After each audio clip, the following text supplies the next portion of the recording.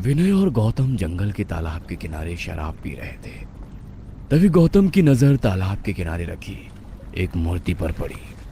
वो मूर्ति एक सुंदर और आकर्षक महिला की थी। वो चबूतरे पर रखी हुई थी। उसके पास ही कुछ दिए जल रहे थे। गौतम हाथ में शराब की बोतल पकड़े उस मूर्ति के पास गया। वाह, क्या सुंदर औरत है। अगर ये सच में होती तो मैं इससे शादी कर लेता। गौतम उस मूर्ति को निहारते हुए बोला। ये सुन विनय उस पर चिल्लाया, ए, तेरा दिमाग तो ठिकाने पर है ना? अबे साले, वो कोई देवी लग रही है और तू उसके बारे में इतनी गंदी बातें बोल रहा है। अबे चुप कर, ये कोई देवी नहीं है। इसे देख, ये कमर पर हाथ रखकर कितनी अदा के साथ खड़ी है। ये मूर्ति शायद किसी अप्सरा की है, ना कि किसी देवी की। हाँ, वो तो मुझे भी लग रहा है।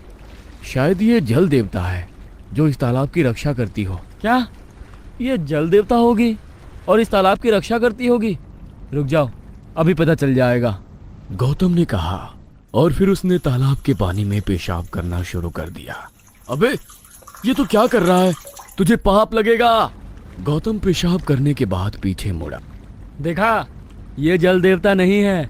अगर होती तो मुझे इसमें पेशाब करने से रोकती। साले, तू पागल हो गया है क्या? तूने इस तालाब का पानी अपवित्र कर दिया। तू पानी का क्या बोल रहा है बे? मैं तो इस औरत को भी अपवित्र कर दूंगा। ऐसा कहते हुए वो चबूतरे पर चढ़ गया और उसने मूर्ति के होठों को चूमा। देख विनय घबरा गया। अबे, तेरा दिमाग तो ठिकाने पर है ना? ये तूने क्या किया? अबे ये तो कुछ नहीं, अभी तो मैंने स्टार्ट किया है। ऐसा कहते हुए उसने उस मूर्ति के होठों पे दारू की बोतल लगाई और उस पर दारू डाली। ये देख विनय का दिमाग हिल गया। साले, तू मरेगा। मैं जा रहा हूं यहां से, मुझे जिंदा रहना है, मैं चला। ऐसा कहते हुए विनय वहां से मुड़ा और चलते हुए कार की तरफ बढ़ने लगा। लेकिन गौतम ने उसे रोका। अबे रुक जा। ठीक है बाबा, मैं मूर्ति के पास नहीं जाऊंगा। तू चल, पहले थोड़ा और पियेंगे और बाद में चले जाएंगे। गौतम ने जैसे तैसे विनय को मना लिया और बाद में वो दोनों तालाब के किनारे शराब पीने बैठ गए। गौतम अभी भी दूर से उस मूर्ति की तरफ देख रहा था। यार एक बात बताऊं, मैंने जब उस मूर्ति के होठों को चूमा ना, तब मुझे बिल्कुल किसी जिंदा स्त्री को चूमने जैसा महसूस हुआ। मानो वो मूर्ति नहीं बल्कि सचमुच की स्त्री हो। अबे चुप कर, मैंने शराब पी है, गधे का मूत नहीं।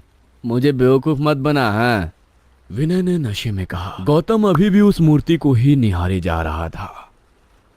सच में यार, माँ कसम, मैं झूठ नहीं बोल रहा हूँ। मुझे सच में अभी भी उसके होठों की छुअन महसूस हो रही है। उसके गर्म और नरम होठ मुझे अभी भी महसूस हो रहे हैं। ऐसा लग रहा है कि एक बार फिर से वहाँ चला जाऊं और उसे चूमूं। तुझे चाहे तो खुद उस मूर्ति को किस करके देख ले। बोलना, जाएगा क्या वहाँ उसे चूमने? गौतम ने पूछा, लेकिन विनय ने कोई भी जवाब नहीं दिया। ये देख गौतम ने मुड़कर बगल में देखा तो विनय जमीन पर सो गया था। चलो, ये तो सो गया, अब मैं भी सो जाता हूँ। Good night sweet heart. Gautam ने मूर्ति की तरफ देखते हुए बोला और वो वहीं तालाब के किनारे सो गया। कुछ देर बाद गौतम के कानों पर पायलों की छन छन की आवाज पड़ी और गौतम नींद से जाग गया।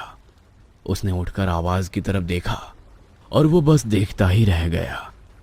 एक लाल साड़ी पहनी सुंदर स्त्री उसे पास से ही देख रही थी और उसकी तरफ देखते हुए मुस्कुरा रही थी।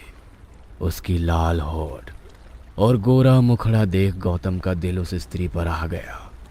उस स्त्री ने सिर हिलाकर उसे इशारा किया और खुद के पास बुलाया। यह देख गौतम को अपनी आंखों पर विश्वास ही नहीं हुआ। उसने मुड़कर देखा, उसके पीछे बस विनय सोया हुआ था। इसका मतलब वो सिर्फ उसे ही बुला रही थी।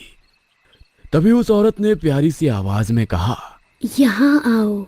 गौतम को वो स्त्री बेहद पसंद आई थी, इसीलिए वो जल्दी से उठा और उसी की ओर चलने लगा। वो औरत मुड़ी और आगे चलने लगी। गौतम ने अपनी चलने की गति बढ़ाई और पीछे से उसका हाथ पकड़ लिया। वो स्त्री ठहर गई और उसने शर्माते हुए पीछे मुड़कर गौतम की तरफ देखा। उसकी नीली आंखें थी। गौतम उसकी आंखों में डूब गया।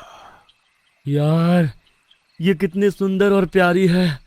ऐसा लग रहा है इसको अभी चूम लूं और गले लगा लूं।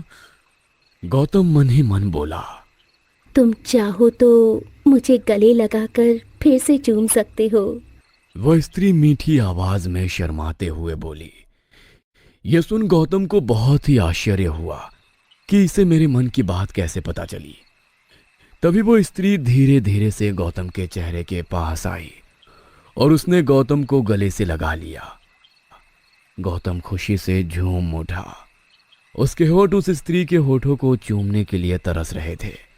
उसने उस स्त्री को खुद से दूर किया और उसके चेहरे को दोनों हाथों से पकड़ लिया और धीरे धीरे चूमने के लिए आगे बढ़ा। तभी उस स्त्री ने अपना मुंह खोला। उसके मुंह में जानवर जैसे लंबे लंबे दांत थे। उसने गौतम के होठ पकड़ लिए और उन्हें काट डाला। गौतम दर्द के मारे चीखा और पीछे हटते वक्त जमीन पर गिर गया। उसकी चीखें सुन विनय नींद से जाग गया। उसने गौतम की ओर देखा। उस औरत ने गौतम का पैर पकड़ा और उसे खींचते हुए तालाब के पानी में ले गई। इधर विनय जोर जोर से चिल्ला रहा था, लेकिन वो स्त्री उसे पानी के अंदर ले गई और उस स्त्री ने अपने नाखूनों से गौतम के शरीर को फाड़ना शुरू कर दिया।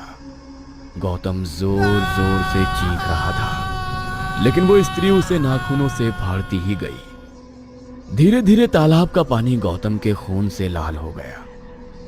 विनय को समझ नहीं आ रहा था कि वो औरत कौन थी और गौतम को पानी के अंदर क्यों ले गई। तभी उसकी नजर चबूतरे पर गई। वहां से स्त्री की मूर्ति गायब हो चुकी थी। विनय की आंखें डर से बड़ी हो गई। इसका मतलब वो सच में जल देवता थी। विनय घबराते हुए खुद से ही बोला और वहां से वो कार से पासी के गांव चला गया। उसने गांव वालों को घटी घटना के बारे में बताया। वो घटना सुन गांव वाले विनय पर भी गुस्सा हो गए, क्योंकि वो कोई स्त्री की मूर्ति नहीं थी, बल्कि एक यक्षिणी की मूर्ति थी जो उस जंगल के तालाब की रक्षा करती थी। वो तालाब काफी पवित्र था और गांव वालों की यक्षिणी पर और उस तालाब पर काफी ज्यादा श्रद्धा थी।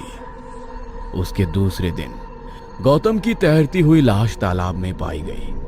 उस यक्षिणी ने तालाब के अपमान का और खुद के साथ हुए बदसलूकी का बदला गौतम से ले लिया था।